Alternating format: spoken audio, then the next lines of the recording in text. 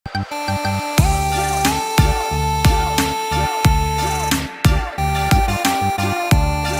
ួស្តីបងប្អូនទាំងអស់គ្នាបាទអញ្ចឹងថ្ងៃនេះគឺយើងជួបគ្នាម្ដងទៀតហើយតើតឹងទៅនឹងមេរៀន Excel បាទអញ្ចឹងនៅក្នុងមេរៀន Excel ថ្ងៃនេះដែរគឺខ្ញុំសូមបង្ហាញបងប្អូនទាំងអស់គ្នាអំពីរបៀបនៃការរកមធ្យមភាគហើយនិងចំណាត់ថ្នាក់បាទអញ្ចឹងឥឡូវខ្ញុំមានតារាងសិស្សគឺមាន9នាក់បាទឥឡូវអញ្ចឹងបន្ទុកសិស្សគឺយើងឃើញបែបនេះហើយបាទអញ្ចឹងវាមានបន្ទុកគណិតបាទវិទ្យាសាស្ត្រភាសាខ្មែរហើយនិងភាសាអង់គ្លេសអញ្ចឹងជាដំបូងនៃការរកមធ្យមភាគឬមួយក៏ចំណាត់ថ្នាក់ឃើញបាទគឺបងប្អូនត្រូវទាមទារនៅការបូកចំនួនបន្ទុកសរុបជាមុនសិនបាទអញ្ចឹងការបូកបន្ទុកសរុបនេះឯងគឺខ្ញុំបានបង្ហាញស្រាប់មុនហើយបាទគឺយើងប្រើប្រាស់ជាមួយនឹងរូបមន្តសាំបាទអញ្ចឹងជាដំបូងគឺយើងប្រើសញ្ញាស្មើហើយយើងវាយពាក្យថាសាំបាទជំមាននេះហើយនៅខាងលើនេះបាទហើយយើង select បន្ទុកសរុបទាំង4មុខវិជ្ជាហ្នឹងបាទហើយយើងបិទសញ្ញាវងកញ្ចក់មកវិញមកហើយយើងធ្វើការ enter នោះយើងបានបន្ទុកសរុបហើយបាទហើយយើងដាក់សញ្ញាបូកខ្មៅនៅកែងនេះមកបាទហើយយើងអោសចុះក្រោមបាទអញ្ចឹងនេះគឺជាបន្ទុកសរុបនៃចំនួនសិស្សនីមួយៗបាទអញ្ចឹងបន្ទាប់ពីយើងធ្វើការបូកនេះហើយបាទអញ្ចឹងយើងអាចរកទៅនឹងមធ្យមភាគបានហើយបាទអញ្ចឹងនៅកន្លែង column ទី1នេះបាទគឺ average នេះគឺសំដៅទៅលើមធ្យមភាគបាទអញ្ចឹងមធ្យមភាគគឺយើងអាចរកបានតាមវិធីសាមញ្ញក៏បានយើងអាចធ្វើជាលក្ខណៈរូបមន្តក៏បានដែរបាទអញ្ចឹងវិធីសាមញ្ញគឺបងប្អូនធ្វើការបូកជារួមគឺមានថាយើងយកបន្ទុកសរុបនឹងចែកជាមួយនឹងចំនួនមុខវិជ្ជាបាទហ្នឹងគឺមានថាការរកតាមវិធីសាមញ្ញបាទអញ្ចឹងឥឡូវឧទាហរណ៍ថាខ្ញុំនេះដូចជាកន្លែងនេះគឺវាមាន4មុខវិជ្ជាអញ្ចឹងបន្ទុកសរុបគឺ33អញ្ចឹងយើងអាចប្រើសញ្ញាស្មើបាទយើងយក33យើងនេះយកចែកជាមួយនឹង4បាទអានេះគឺវិធីសាមញ្ញបាទប៉ុន្តែឥឡូវយើងអាចធ្វើវិធីបានតាមរយៈរូបមន្តបានបាទអញ្ចឹងនៅក្នុងមេរៀន Excel គឺរូបមន្តរកមធ្យមភាគគឺយើងឈ្មោះថា average បាទនេះដូចជានៅក្នុងរូបភាពដែលខ្ញុំបានបង្ហាញនេះ average នេះបាទអញ្ចឹងយើងអាចប្រើសញ្ញាស្មើមកបាទហើយយើងវាយពាក្យថា average នឹងមកបាទនេះ average នៅខាងលើនេះបាទអញ្ចឹងយើងចុចយកមកបាទបន្តមកគឺបងប្អូន select ទាំង4មុខវិជ្ជានេះតែម្ដងបាទអញ្ចឹង select 4មុខវិជ្ជានេះមកបាទចាសសូមអធិស្ឋានឡើងដល់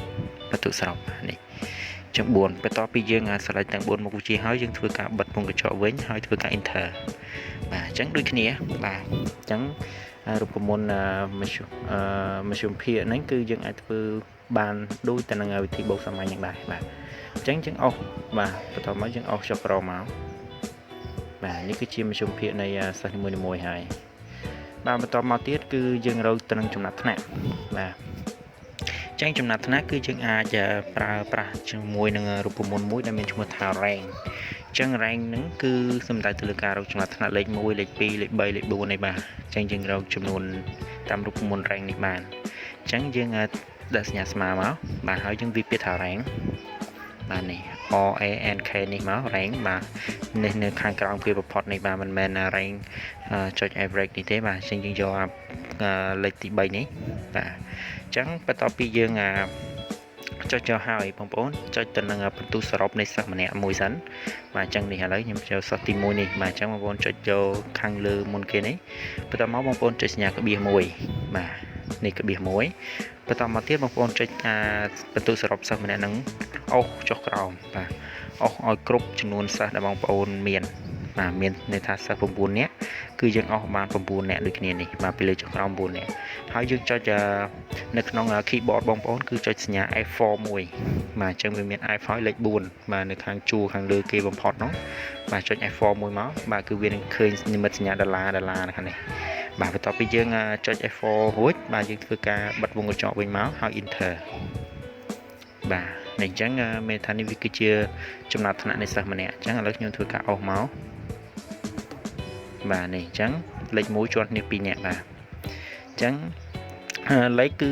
វាចេញមកបែបនេះហើយបាទគ្រាន់តែវាអត់ចេញតាមលំដាប់លំដោយទេនៅពេលដែលយើងចង់ចេញតាមលំដាប់លំដោយបងប្អូនអាច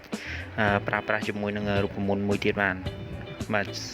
សន្ទុះចាំមើលខ្ញុំនេះសិនបាទឥឡូវនេះអញ្ចឹង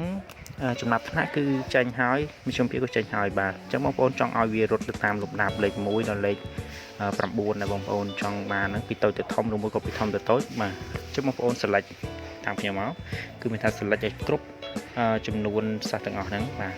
ទាំងមុខវិជ្ជាទាំងឈ្មោះទាំងភេទទាំងនេះទាំងអស់បាទលើកលែងតែលេខរៀងទេបងប្អូនកុំស្រេចអសោះនៅពេលដែលបងប្អូនស្រេចលេខរៀងគឺវាអាចធ្វើឲ្យរេលបាទអញ្ចឹងយើងស្រេចតែមកចំនួនក្នុងតារាងទាំងអស់ហ្នឹងទៅបាទហើយបងប្អូនកលេចមកខាងលើនេះបាទរបស់ខាងលើគឺវាមានពាក្យថា data អញ្ចឹង data នេះឯងគឺវាមានស្រេចបាទកន្លែងមាន A Z នេះមានថាពី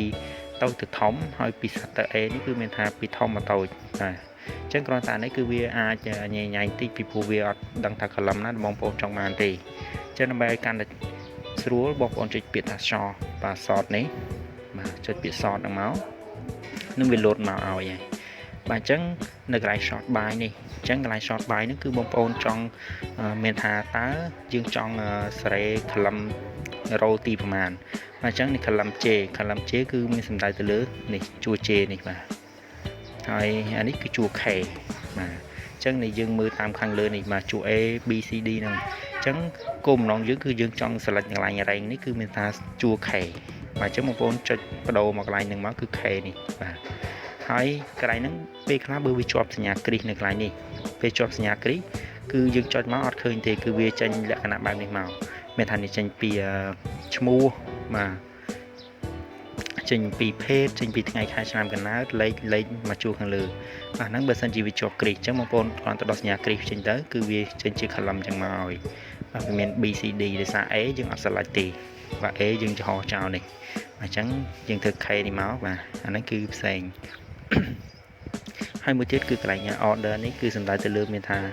នេះថា small to large មានថាពីតូចទៅធំបាទ large to small នេះគឺ smallest ហ្នឹងមានថាកន្លែងបើពីថា large ហ្នឹងគឺមានថាធំទៅតូចវិញបាទអញ្ចឹងឥឡូវបងប្អូនចុចពាក្យ small នេះ small to large បាទអញ្ចឹងយើងធ្វើការ OK មកបាទនេះចប់អញ្ចឹងវានឹងរត់តាមលំដាប់បាទលេខ1លេខ1អញ្ចឹងមកអត់មានលេខ2ទេលេខ3លេខ4បាទជួនគ្នាអញ្ចឹងមកបាទរហូតដល់លេខចុងក្រោយបាទនេះគឺជារបៀបនៃការរកមជ្ឈមភាគហើយនឹងរូបមន្តបាទអញ្ចឹងគឺមានតែប៉ុណ្្នឹងទេបាទសូមអរគុណសម្រាប់ការទស្សនាហើយកុំភ្លេចជួយ like និងជួយ subscribe អ្នកមួយផងចំពោះបងប្អូនណាដែលមិនទាន់បាន subscribe បាទអញ្ចឹងអរគុណយើងនឹងជួបគ្នាទៅនឹងមេរៀន Excel បន្តទៀតបាទ